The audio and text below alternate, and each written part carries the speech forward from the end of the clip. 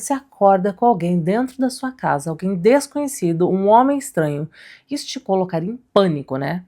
Mas e quando todo mundo ali parece calmo demais? Ou organizado demais? Ou com uma versão muito ensaiadinha? Essa história aqui começa exatamente assim. Uma au pair brasileira. Sim, meus queridos, a história não é gringa. A história é nossa. Porque esta querida brasileira estava dentro desta casa.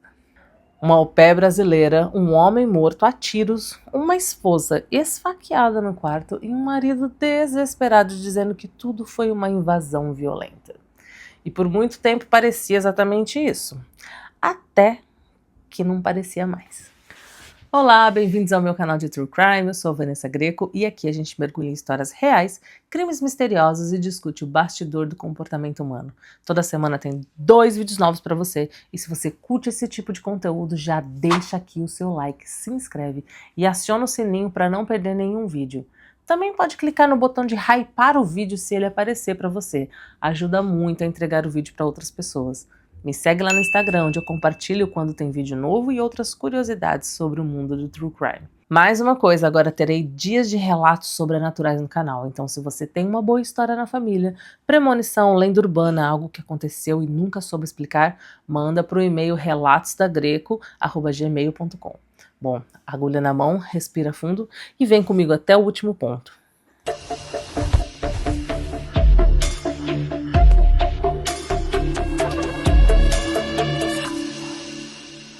Aqui, imagina essa cena comigo. É uma manhã, era 24 de fevereiro, um dia antes do meu aniversário. Isso aconteceu em 2023, em Reston, Virgínia. Uma casa grande, aquelas casas típicas de subúrbio, rico, tudo organizado, sabe? De repente, o 911 recebe uma ligação feita por uma brasileira, Juliana Pérez Magalhães, de 23 anos, au pair da família. A voz dela está alterada. Não dá para saber se é pânico, se é choque, se é susto, mas ela diz: uma amiga está ferida, ela precisa de ajuda. O atendente tenta entender o que está acontecendo, mas a ligação ela é meio confusa. Aí o marido da casa, o Brandon Banfield, pega o telefone e solta a história de que vai marcar esse caso por meses. Um homem entrou na minha casa, ele atacou a minha esposa e eu tive que atirar nele.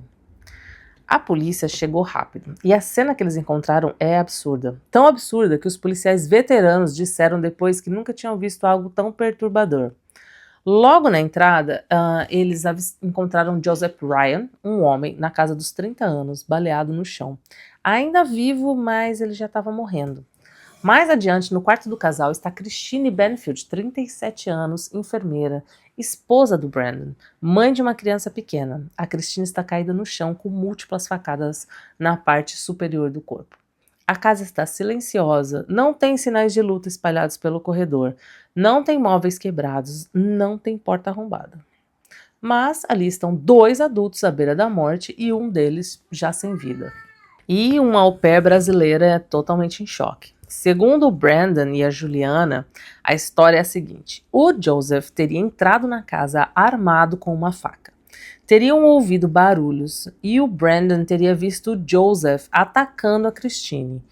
E, desesperado, teria pegado a arma e atirado para salvar a esposa. Só que o intruso não morreu com o primeiro tiro, então, para se defender, a Juliana também teria atirado nele. A cena parecia meio desconectada com o que eles estavam contando. Tipo um invasor louco, uma mulher esfaqueada, um casal agindo junto para se proteger. Até aí era um crime horrível, mas possível. A polícia de início tenta montar o quebra-cabeça com o que tem, né? Um invasor misterioso, um casal traumatizado e uma au pair traumatizada. Só que a primeira linha torta parece bem rápido. Não há sinal algum de invasão, nenhuma porta arrombada, nenhuma janela quebrada, nada. A pergunta começa a ecoar: como que esse homem entrou?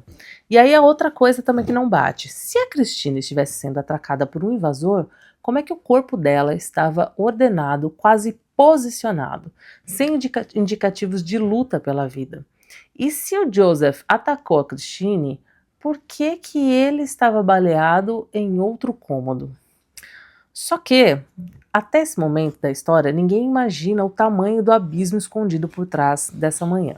O primeiro ponto que a polícia puxa foi o comportamento da Juliana e do Brandon, né, nos dias seguintes, porque eles não estavam em choque, era uma coisa meio ensaiada. Segundo ponto é que dias depois do crime, os dois postam fotos juntos como casal. Tinha foto dos dois nas redes sociais. E aí a polícia falou, cara, tem alguma coisa muito errada aqui nessa história. A partir daí o bordado começa a aparecer pelo avesso e a polícia descobre que o Brandon e a Juliana tinham um caso há meses, haviam fotos dos dois juntos no quarto do casal. Gente, a mulher tinha acabado de morrer e eles já tinham colocado foto dos dois, da au pair e o host dad, né, que eles chamam assim, as au pairs, elas chamam a mãe de host mom e o pai de host dad.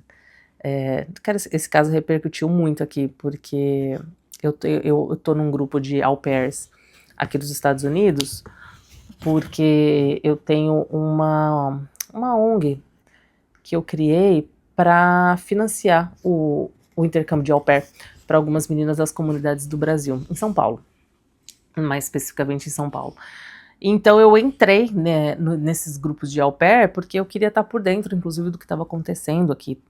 E aí, nossa, repercutiu demais esse caso aqui da au pair que matou a host mom. Ela não matou a host mom, né, mas ela ajudou a arquitetar para ficar com o pai da criança que ela cuidava. Tipo, meu Deus. Tipo, havia lingerie da Juliana na cômoda. Eles foram a um stand de tiro juntos e compraram as armas. As conversas deles estavam cheias de insinuações amorosas. E o promotor olha tudo isso e monta uma nova teoria, né? O suposto intruso não era um invasor. Ele era uma isca atraída pelos assassinos. E essa parte é bem bizarra. Segundo a promotoria, o Brandon criou um perfil falso da esposa no site de encontros extremos. Começa a falar com Joseph, marca o encontro e convence o homem a ir até a casa. E pro Joseph acreditar que estava falando com a Christine, a Juliana faz uma ligação de áudio fingindo ser ela. Ou seja, o homem foi atraído até ali como parte do plano. Assim que o Joseph entra, ele é baleado. Primeiro pelo Brandon e depois pela Juliana. E segundo ela mesma confessou isso depois. Em seguida, o Brandon vai até o quarto onde a Christine está e esfaqueia ela até a morte. Depois disso, o ato mais cruel de todos. O Brandon pega o sangue da esposa e esfrega nos braços e no corpo do Joseph, já morto, para simular que ele a atacou. O plano era perfeito demais, cínico demais e frio demais. E teria funcionado se não fossem os detalhes que a polícia percebeu rápido. De novo, então, a casa não tinha sinal de invasão. A cena do quarto era perfeita demais para ser luta. O corpo do Joseph estava fora de posição. A cronologia não fechava e nada combinado. E tem mais uma coisa. Eu amo perícia, né? Gosto muito de perícia e gosto muito desse lance do sangue, que o sangue fala. E aí, meu querido, tu pegar o sangue e passar na pessoa não é a mesma coisa de que quando você tá esfaqueando alguém e aquele sangue espirra, você não é do mesmo jeito que fica no seu corpo de você pegar o sangue e passar na pessoa. E a polícia não é idiota, né? Ela sabe disso. As pessoas são meio amadoras. Não é amadora a palavra, mas elas são cheias de si, assim, do tipo, não vai dar certo. É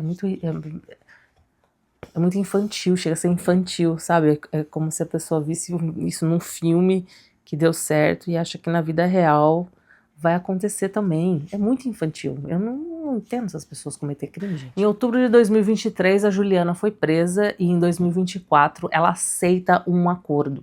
Ela confessa que participou do plano, que sabia o que ia acontecer, atirou, enganou o Joseph fingindo ser a Christine e cooperou com o Brandon até